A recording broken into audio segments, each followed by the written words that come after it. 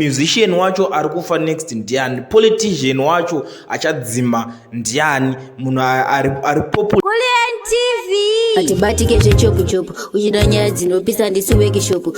Kusangana zvekare kwatiri kuita paCoolin TV mhuri yeZimbabwe. Kana uchangosvika pana pari first time yako, gara wasubscriber, ukomenta, ulike, ushare, ndoramba ndichidzoka nema-updates nezvimwe zvese zvinenge zvichiitika.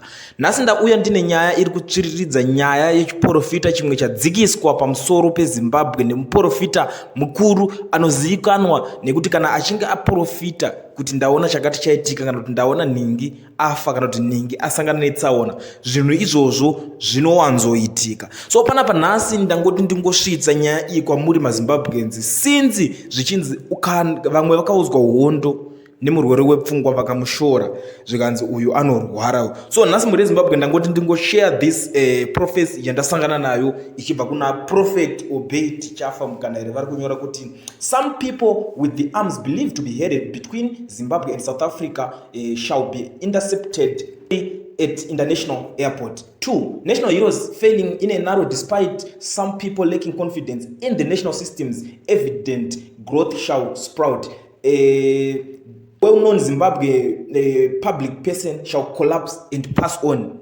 MuZimbabwe anozivikanwa zvakanyanya ari kunzi achangokolapsa ndobva atodzima. So zvakakosha kungogara muchiziva zvimwe zviri kuitika zvikanzi the ground and Maloton shall position ZANU-PF at only political activity available. Most people will run to secure chairs in the outfit. Musicians, opposition activists, corporate world. Business shall collide shortly, claiming lives. A Harare CBD fire break out, a downtown face off between robbers and police, so nasty. Ndobvandirira mberi zvikanzi a Zimbabwean musician in accident.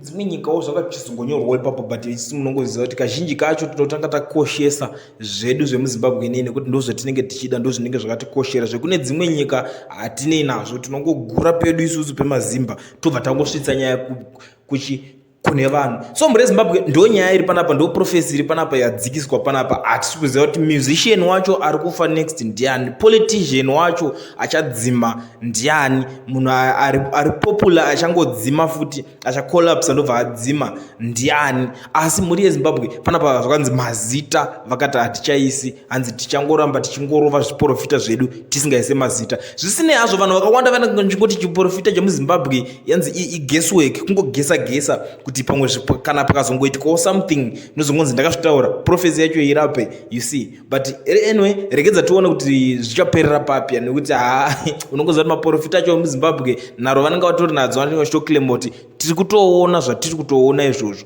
Kana muchida kuzvibhilivha kana kusazvibhilivha zvinenge zvava zvekwenyu. Muri yeZimbabwe ndo nyaya ndandakakubatira nhasi pachannel yenyu yeCoolin TV. Ndakachikukumbirisa ugare wandiudzawo kuti uri kuionawo sei, ndiananiwo wakambatarisa mazita evanhu vachasangana vachaitikirwa nezvinhu zvataurwa zviri apa izvi.